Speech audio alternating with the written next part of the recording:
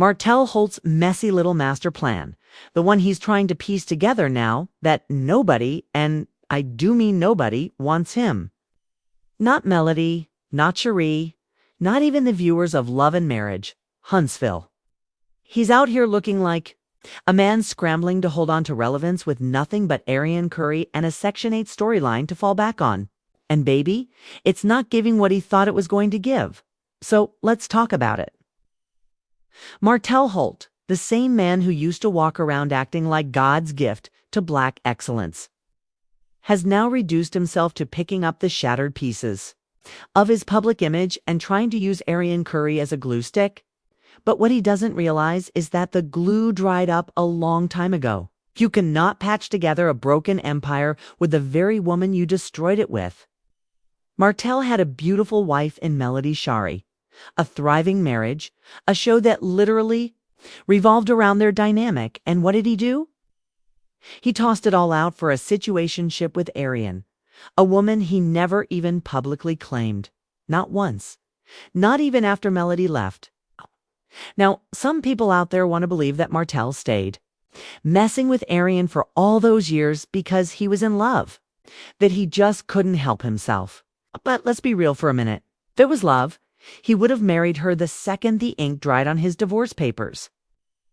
But he didn't. What he did do was run through a list of other women, including Belinda Cherie Whitfield, and some others we don't even know by name, all while leaving Arrion on the bench, like a fourth-string quarterback. She wasn't his leading lady, she was his backup plan, his ego stroke. The girl he kept around because she was always willing to be available. But the crazy part, Arrion still believes there's a future there. She's out here on the internet, dropping hints, talking about what Melody had and what Martell needs to do to measure up. Sis, you've been waiting for a man who's only ever used you as a pawn. Martell didn't build with you, he used you to destroy. You were part of the takedown, not the next chapter. And the saddest part, he's still not claiming you. He's not wearing you proudly. He's not building a home with you. And now his latest little move, allegedly moving you into his house under the guise of investment property, is giving more landlord than lover, more tax write-off than true love. And it's the viewers who are catching on. Comment after comment, people are seeing the pattern. One person said it straight. Martell only moved her in to collect that Section 8 check. And honestly, that's exactly what it feels like. The same man who once walked around in designer suits, trying to act like he was the blueprint for black fatherhood and family values, is now out here playing real estate games with a woman he refuses to honor. And don't forget the court. Won't even allow her to stay overnight when the kids are there, unless they're married. That's right. The same woman he's been entangled with for a decade, still can't spend the night with him when he has his children. If that doesn't tell you where she stands in his life, I don't know what will. And let's be clear, Martell is not just trying to rebuild a love life. He's trying to rebuild his image. Melody was his golden ticket. The moment she walked away and took the power, the platform, and the purpose with her, Martell has been spiraling ever since. That's why he's still stuck. That's why he can't move on.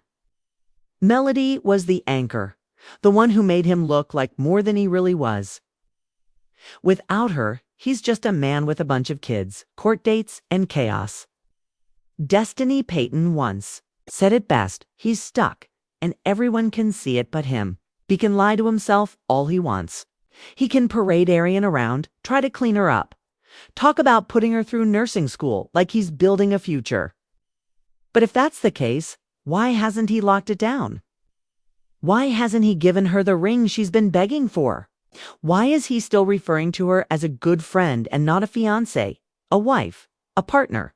Because he doesn't love her. He never did. Arrion feeds his ego, sure.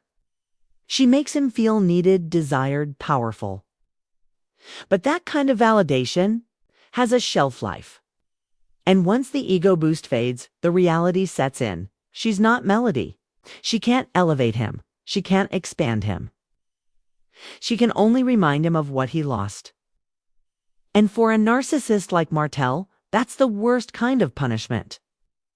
Martell has spent years playing the long game, trying to outmaneuver Melody, whether in court, in the media, or on television.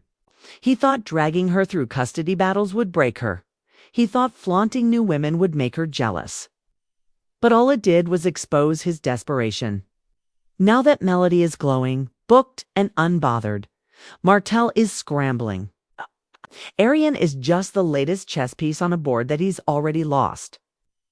Even his short-lived romance with Cherie Whitfield couldn't save him.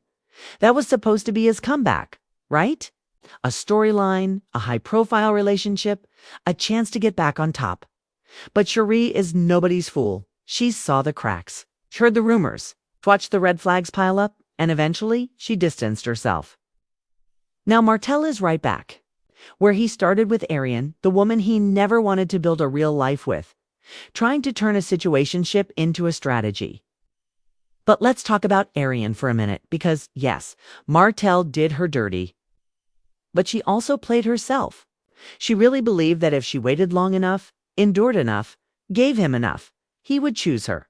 But what she didn't realize is that when a man uses you to destroy the woman he claimed to love, he's not setting you up to win. He's showing you exactly how he'll discard you to. And that's what's happening now. Martell is selling Arrion a dream, a fantasy of a future that he has no intention of fulfilling. He's talking about putting her through school, maybe moving her in, maybe giving her a chance at the spotlight now that Melody is no longer on the show.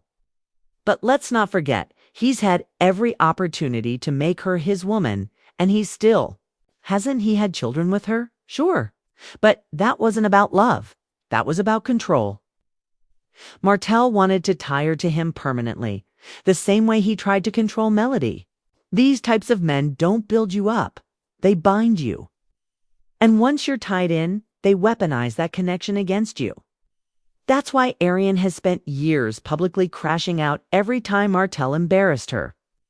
That's why she went off on the internet when he started seeing other women. That's why she's always talking about what Melody had and what she wants.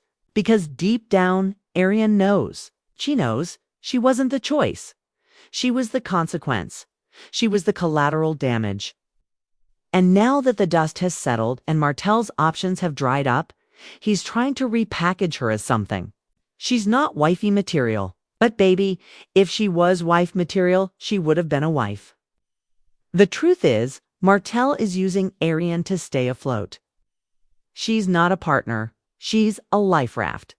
And now, as the court orders pile up, as the viewers turn on him, as his access to Melody's glow fades into the past, Martell is panicking. He's not just trying to fix his love life, he's trying to fix his storyline.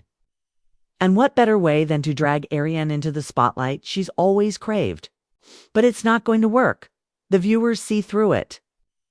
The cast members see through it. Even Arrion, on some level, sees through it. So what's next? Martell's so-called master plan is crumbling. Melody's not looking back. Cherie S. moved on. Destiny is side-eyeing from the sidelines, and Arrion. She's either going to wake up and walk away, or stay asleep and watch her own downfall unfold on national television. Either way, the clock is ticking. The game is up.